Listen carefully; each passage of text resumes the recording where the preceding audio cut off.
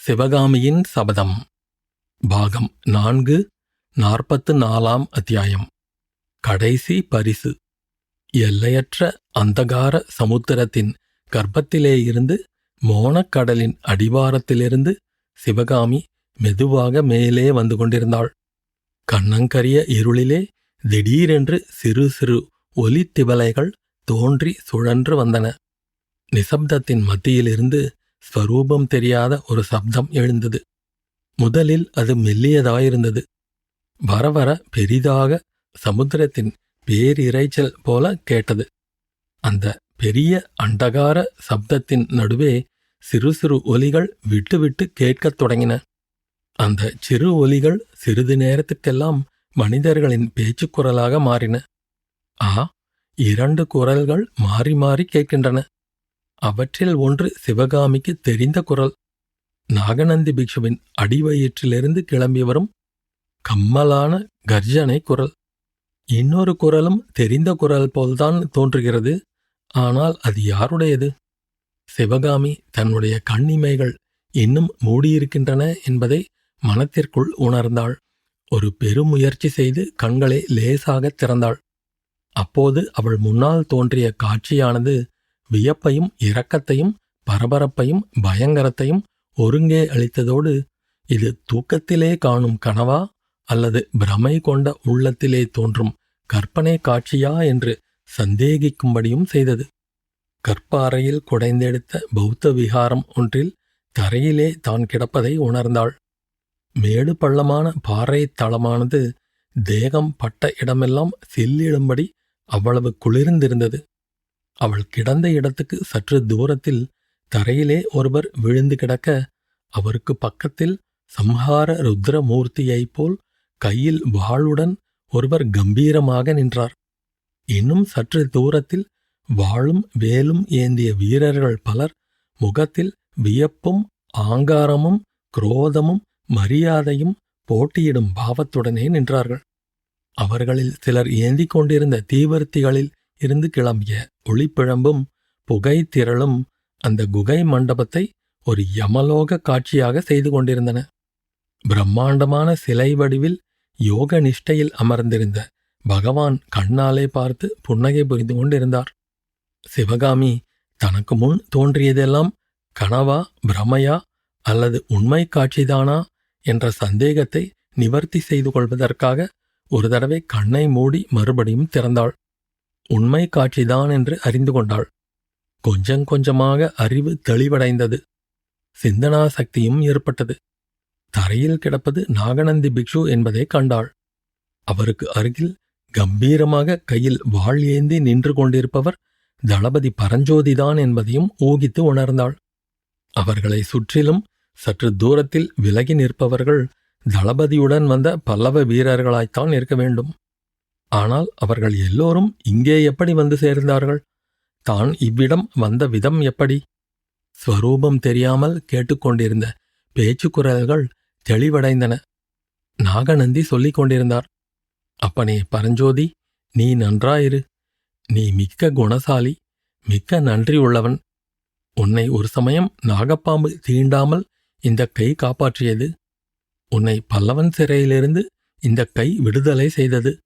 நீ ஆச்சாரியராக கொண்ட ஆயனச் சிற்பியாரின் உயிரை இந்த கை ரட்சித்தது.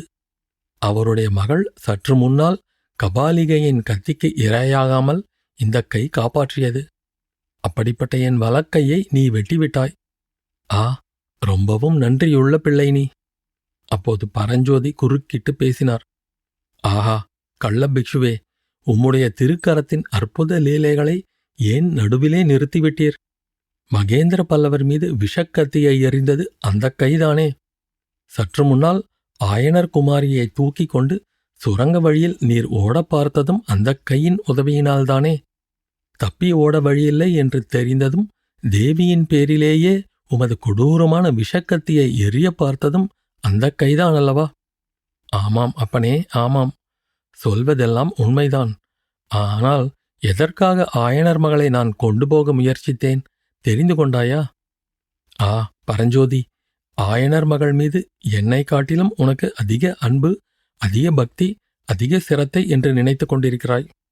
உன் எஜமானனான அந்த மூட மாமல்லனும் அவளை என்னை காட்டிலும் அதிகம் காதலிப்பதாக நினைத்து கொண்டிருக்கிறான். அப்பனே, அன்பு என்பதற்கு உனக்கு அர்த்தம் தெரியுமா? பரஞ்சோதி, இன்று இந்த வாதாபி நகரம் பற்றி எரிந்து நாசமாவதற்கு காரணமானவன் நான். சிவகாமிக்காக சொந்த சகோதரனை பலி கொடுத்தேன். ஹர்ஷவர்த்தனனை நடுநடுங்கச் செய்த சளுக்க மகா சாம்ராஜ்யத்தையே என் காதலுக்கு பலியாக அர்ப்பணம் செய்தேன். ஆஹா, அன்புக்கும் காதலுக்கும் அர்த்தம் உங்களுக்கு என்ன தெரியும்? அடிகளே, தாங்கள் சொல்வது உண்மையே. அன்பு என்பதற்கு பொருள் எனக்கு சற்று முன்னால்தான் தெரிந்தது. ஒருவரிடம் நம்முடைய அன்பை காட்டுவதென்றால் அவர் மேல் விஷக்கத்தியை எறிந்து கொல்ல வேண்டும், இல்லையா? இதை சற்று முன்னால் நான் தெரிந்து கொண்டேன். வஞ்சக பிக்ஷுவே, உம்மிடம் பேசிக் கொண்டிருக்க எனக்கு நேரமில்லை.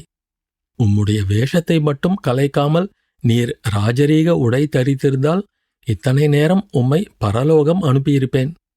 காவி வஸ்திரம் தரித்த பிக்ஷுவை கொல்ல மனம் வரவில்லை. ஒரே ஒரு நிபந்தனையின் பேரில் உம்மை கொல்லாமல் விடுகிறேன். 10 வருஷத்துக்கு முன்னால் அஜந்தா வர்ண ரகசியத்தை அறிந்து வருவதற்காக ஆயனர் என்னை அனுப்பினார். நானும் அப்படியே செய்வதாக வாக்களித்து கிளம்பினேன். அஜந்தா வர்ணத்தின் ரகசியம் உமக்கு அவசியம் தெரிந்திருக்க வேண்டும். இதோ இந்த சுரங்க விஹாரத்தின் சுவர்களிலே கூட வர்ண சித்திரங்களை காண்கிறோம். உமக்கு கட்டாயம் இந்த ரகசியம் தெரிந்துதான் இருக்க வேண்டும். அதை உடனே சொன்னீரானால் உம்மை உயிரோடு விடுகிறேன். இல்லாவிட்டால் உமது இஷ்ட தெய்வத்தை, உம்மை போன்ற கிராதகனுக்கு தெய்வம் என்பதாக ஒரு இருந்தால் அந்த தெய்வத்தை பிரார்த்தனை செய்து கொள்ளும். அப்பனே, உன்னுடைய கருணைக்காக மிக்க வந்தனம். என் இஷ்ட தெய்வம் ஒன்றே ஒன்றுதான், அது சிவகாமிதான். அந்த தெய்வத்தை பிரார்த்தித்துக் கொள்கிறேன். ஆயனரையும் அவர் மகளையும் அஜந்தாவுக்கே அழைத்துப் போய் அழியா வர்ண ரகசியத்தை நேரிலேயே காட்டிக் கொடுக்க வேண்டும் என்று எண்ணியிருந்தேன். அது எனக்கு கொடுத்து வைக்கவில்லை, அவர்களுக்கும் கொடுத்து வைக்கவில்லை. அந்த அற்புதமான ரகசியத்திற்கு, உலகத்தில் வேறு யாரும் கற்பனை செய்ய முடியாத ரகசியத்திற்கு என்னுடைய உயிரை ஈடாக வைத்தாயே. நீ நன்றாக இருக்க வேண்டும். சொல்லுகிறேன் கேள். மரம் செடிகளின் இலை, வேர், காய், விதை முதலிய தாவரப் பொருட்களை சாறு பிழிந்து காய்ச்சி சாதாரணமாக வர்ணங்கள் குழைப்பது வழக்கம்.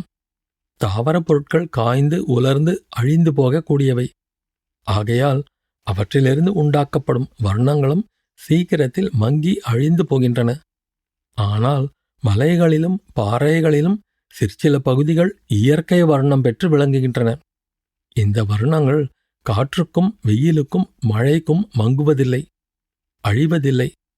ஆகவே இந்த வர்ணப் பாறைகளை பொடி செய்து அதற்கேற்ற பக்குவப்படி அரைத்து குழைத்து உண்டாக்கும் வர்ணங்கள் அழிவதே கிடையாது. இம்மாதிரி வர்ணப்பாறைகளை பொடித்து குழைத்த வர்ணங்களைக் கொண்டுதான் அஜந்தாவில் சித்திரங்கள் தீட்டப்பட்டிருக்கின்றன. பரஞ்சோதி, சென்ற 500 வருஷ காலமாக அஜந்தா சங்கிராமத்தைச் சேர்ந்த பிக்ஷுக்களைத் தவிர வேறு யாரும் அறியாத பரம ரகசியத்தை உனக்கு நான் சொல்லிவிட்டேன். இனி நான் போகலாமா? அடிகளே, உடனே போய்விடுங்கள். அடுத்த நிமிஷம் என் மனம் மாறினாலும் மாறிவிடும். சிவகாமி தேவியுடன் நீர் ஓடிப்போக எத்தனித்த கள்ளச்சுரங்க வழியாகவே இப்போது போய்விடுங்கள். சீக்கிரம் சீக்கிரம். நாகநந்தி மிக்க பிரயாசையுடன் எழுந்திருந்தார்.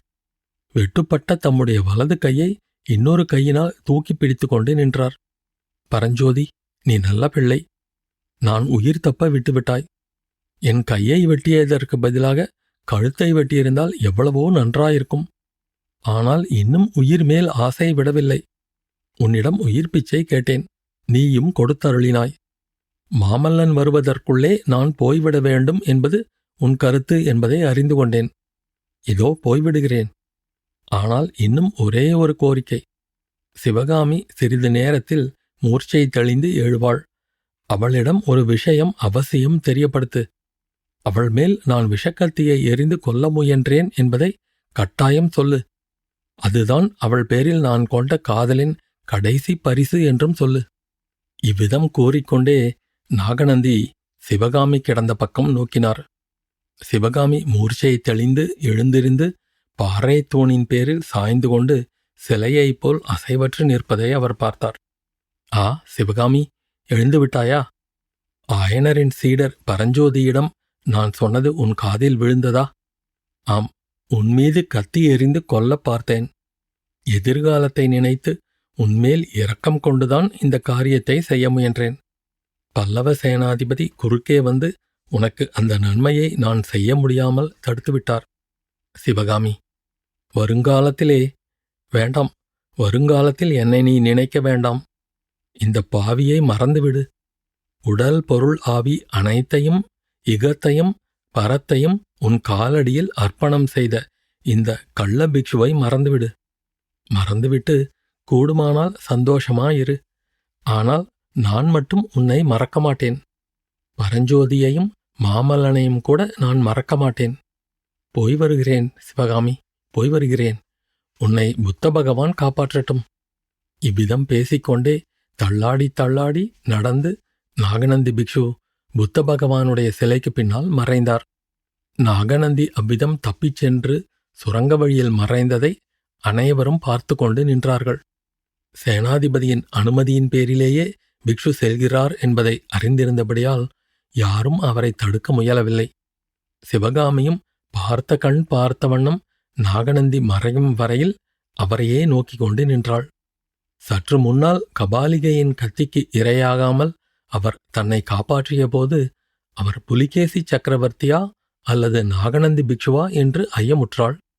இப்போது அவர் மனிதனா, மனித உருக்கொண்ட அரக்கனா, ஏதோ பெரும் துக்கத்தினால் மூளை சிதறிப்போன பைத்தியக்காரனா அல்லது ஈவு இரக்கமற்ற கொடிய கிராதக கொலைகாரனா என்னும் சந்தேகங்கள் அவளுடைய மனத்தில் தோன்றி அலைந்தன. இதற்கிடையில் சேனாதிபதி பரஞ்சோதி, சத்ருக்னா, நல்ல சமயத்தில் வந்தாய். இந்த பாதாள புத்த விஹாரத்திலிருந்து வெளியேறுவதற்கு ஏதாவது நல்ல மார்க்கம் இருக்கிறதா என்று பார். நாங்கள் வந்த கிணற்றுச் சுரங்க வழியாக எல்லோரும் போவது கஷ்டம். பிரதான வாசல் எங்கேயாவது இருந்து அடைபட்டிருக்க வேண்டும்.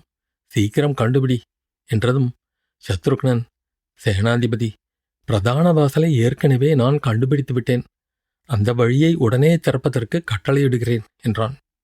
சேனாதிபதி சட்டென்று ஒரு நினைவு வந்து, சத்ருக்னா, குண்டோதரன் எங்கே என்று கேட்டார். ஆ சேனாதிபதி, என் அருமைச் சீடர்களில் அருமைச் சீடன் கபாலிகையின் கத்திக்கு இரையாகிவிட்டான். அந்த ராட்சசியை குகையில் காணாமல் சுரங்க வழியிலே தேடிக்கொண்டு வந்தோம். தாங்கள் அந்த சண்டாளியை பார்த்தீர்களா என்று சத்ருக்னன் கேட்க, பார்த்தேன் சத்ருக்னா. கண்ணனும் கபாலிகையும் பக்கத்து வீட்டிலே செத்துக் கிடக்கிறார்கள். கண்ணன் எப்படி செத்தான் என்பது தெரியவில்லை. அவ்விடம் போய் பார்க்க வேண்டும் என்றார். பரஞ்சோதி இவ்விதம் சொல்லிக்கொண்டே தூணின் மேல் சாய்ந்து நின்று கொண்டிருந்த சிவகாமியின் அருகிலே சென்று பக்தியுடன் வணங்கினார். அம்மணி, எல்லாவற்றையும் பார்த்து கொண்டும் கேட்டுக்கொண்டும் இருந்தீர்கள். ஏகாம்பரர் அருளால் எல்லா அபாயமும் தீர்ந்தது. 9 வருஷத்துக்குப் பிறகு தங்களை மறுபடியும் உயிருடன் பார்க்க முடிந்தது. சிறிது நேரம் உட்கார்ந்து இளைப்பாருங்கள். இந்த குகையின் வாசல் திறந்ததும் வெளியேறலாம். தங்கள் தந்தையும் சக்கரவர்த்தியும் கோட்டைக்கு வெளியே காத்துக் கொண்டிருக்கிறார்கள் என்றார். சிவகாமி துக்கம் நெஞ்சமடைக்க நாத்தழுதழுக்க, தளபதி, போவதற்கு முன்னால் எனக்கு கமலியின் கணவனை மறுபடியும் பார்க்க வேண்டும். என்னை அந்த வீட்டுக்கு அழைத்துப் போங்கள் என்றாள். அதே சமயத்தில் அடைக்கப்பட்டிருந்த அந்த புத்த விஹாரத்தின் பிரதான வாசலை பல்லவ வீரர்கள் பட்டார் பட்டார் என்று இடித்து தள்ளிக் கொண்டிருந்தார்கள். அத்தியாயம் முடிவு.